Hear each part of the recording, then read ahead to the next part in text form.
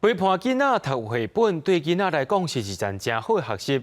家己埔子最近有一群家长成立一个讲囡仔故的协会，希望透过讲故事、照册、照红阿米等等的服务，来满足家长对幼囡仔的教育需求。一秒七，三更半暝偷食米。用台语教囡仔歌，家长甲囡仔做伙来耍趣味的活动。家己关一寡热心的家长，最近成立故事内有讲共好实践协会，希望家长囡仔有亲子做伙读册合适的空间。推广第一个是家长跟小朋友之间相处的教养的观念。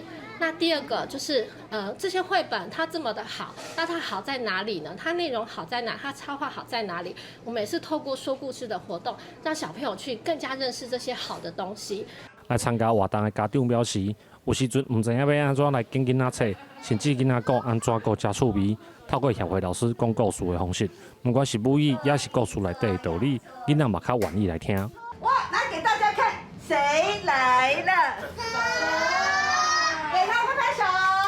好，阮家的囡仔等去厝了，即摆下课行厝了，讲妈妈，迄故事老师甲你讲的拢无同款，老师讲的比你讲的较好听。